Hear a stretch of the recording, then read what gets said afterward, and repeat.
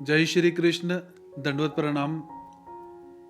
आशा करता हूं कि आप सपरिवार सकुशल और मंगल होंगे।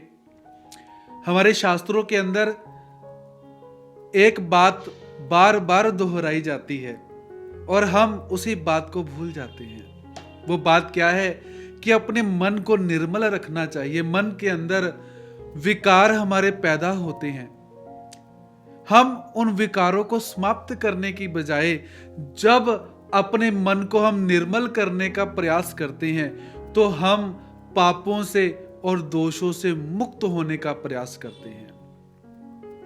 भगवान श्री चक्रधर स्वामी जी ने इस जीवात्मा को मुक्त होने के लिए, पापों से मुक्त होने के लिए प्रायश्चित विधि का निरूपण किया है।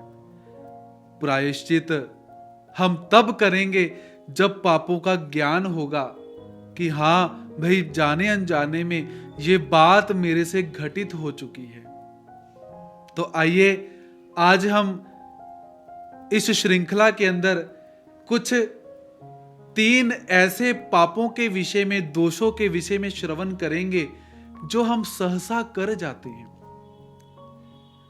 सबसे पहला दोष जिसे गुरुद्रोह कहा जाता है, दूसरा परिवार द्रोह, तीसरा मार्ग द्रोह। अचंभित मत होइए, सुन पहली बार रहे हैं, करते आजीवन से हैं, जन्म जन्मांतरों से ये कर रहे हैं। तो सबसे पहला, जैसे हमने श्रवण किया कि पहले दोष का नाम है गुरुद्रोह। जैसा शब्द वैसा ही अर्थ इसके अंदर निहित किया गया हुआ है। गुरु शिष्य संबंध बहुत ही पावन और पुनीत माना जाता है, लेकिन इस संबंध में भी आकर शिष्य जब अपने आप को अपने गुरु के समान समझना शुरू कर देता है, अपने गुरु की अवहेलना करना शुरू कर देता है और स्वयं को अपने गुरु के समान बनाने का प्रयास करता है प्रसिद्धि प्राप्त करने के लिए, तो कहीं ना कहीं उससे गुरुद्रोह का जो अपराध है, प्रमाद है, पाप है, वो घटित हो जाता है। गुरुओं से बातों को छुपाना, अन्यथा बातों का ज्ञान गुरुजनों को करवाना, अपने लाभ के लिए गुरुजनों को किसी बात का ज्ञान न करवाना, यह सब गुरुद्रोह के अंदर चला जाता है। मनसा, मन का जो निर्मलत्व है वो समाप्त हो जाता है। मन के अंदर जब कठिनपना पैदा हो जाए, मन जब आकांक्षाओं के बीच में घिर जाए और हम अपने गुरुओं के समक्ष अपनी आकांक्षाओं को लेकर जाते हैं, बहुत कुछ कहते हैं, बहुत कुछ छुपा लेते हैं और अपनी प्रसिद्धि के लिए सारा का सारे कार्य करते हैं अपने गुरुओं को समक्ष रखते हुए, तो कहीं ना कहीं हम गुरुद्रोही कहलाते हैं। गुरुद्रोह का जो पाप है वो हमसे घटित हो जाता है। ऐसा नहीं होना चाहिए। निर्मल शुद्ध अंतःकरण से युक्त होकर ज्ञान को प्राप्त करना चाहिए और उस ज्ञान के ऊपर आचरण करते करते मन का निर्मलत्व ऐसा हो कि आप स्वयं अपने गुरु के आशीर्वाद से अपने गुरु से बड़े हो जाएं, लेकिन मन के अंदर फिर भी ठहराव रहना चाहिए। गुरु को भी प्रसन्नता होती है कि मेरा शिष्य जो है मेरे से ही ज्ञान को प्राप्त करके आज मेरे से भी ऊपर जा रहा है। मन का निर्मलत्व इसमें बहुत काम करता है। ध्यान रखिए, कहीं हम गुरुद्रोही तो नहीं बनते जा रहे हैं, ध्यान रखिए। उसके बाद हमने बात करी परिवार द्रोह की। परिवार के अंदर रहते हुए हम एक दूसरे के साथ जब छल करते हैं, एक दूसरे के साथ ईर्ष्या करते हैं, अपने लाभ के लिए अपने परिवार को हानि पहुंचाते हैं, तो ये सारा का सारा परिवार द्रोह के अंदर चला जाता है। इसी कारण से आज हम सब अवलोकन करें कि हम सब के परिवार के अंदर फूट पड़ चुकी हुई है। परिवार के अंदर शांति का वातावरण समाप्त हो चुका है। कलह और कलेश बढ़ता ही जा रहा है क्योंकि हम परिवार द्रोही बनते जा रहे हैं। अपने परिवार की ही वृद्धि को नहीं देखते, स्वार्थी हो चुके हैं। मेरा होना चाहिए, मैं ही हूं, दूसरा परिवार में कोई है ही नहीं।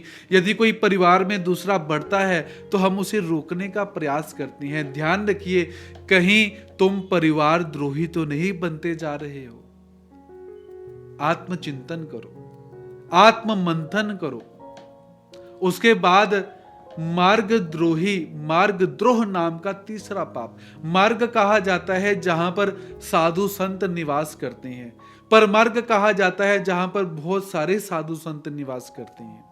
वहां पर हम गए, आश्रम में गए, मठ मंदिर में गए, वहां पर अपने लाभ के लिए, अपने फायदे के लिए कुछ अनुचित शब्द कहे, अनुचित क्रियाकलाप हमने करी। मार्ग जो है, मार्ग की हानि कर दी, लेकिन अपना लाभ करवा लिया हमने। कुछ झूठ बोला, कुछ सच बोला, और कोई ऐसी क्रियाकलाप करी कि हमारा तो फायदा हो जाए, आश्रम मठ मंदिर का नुकसान हो जाए तो चलेगा। तो उसे कहा जाता है मार्ग द्रोह। तो ध्यान धरिए, कहीं हम मार्ग द्रोही तो नहीं। मठ मंदिरों में जाते हैं, आश्रमों में जाते हैं, कोई इधर की बात उधर कर दी, वहां पर क्लेश पैदा कर दिया, तो याद रखिए आप मार्ग द्रोही की श्रेणी में आ जाएंगे। और जब मानव इन द्रोहों को कर जाता है, परमात्मा नाराज होते हैं, उदास हो जाते हैं। तो यदि उस परमपिता परमेश्वर को नाराज करना है तो आपकी मर्जी, और यदि उस परमपिता परमेश्वर को प्रसन्न करना है तो भी आपकी मर्जी। रास्ता आपके समक्ष है, आप क्या करना चाहते हैं। उदास करना है तो जैसे चल रहे हो वैसे ही चलते रहो, और यदि परमात्मा को प्रसन्न करना है, अपना आत्मचिंतन, आप अपना आत्मा का उद्धार करना है, तो प्रायश्चित कीजिए।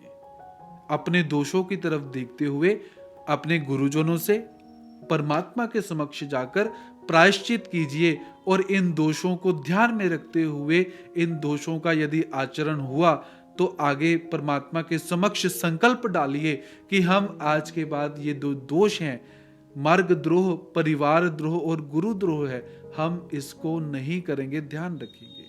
आशा करता हूं कि आप सब इन तथ्यों का पालन करेंगे और अपनी आत्मा का उद्धार करेंगे। तो इसी के साथ आप सबसे अलविदा चाहता हूं। जय श्री कृष्ण। दंडवत प्रणाम।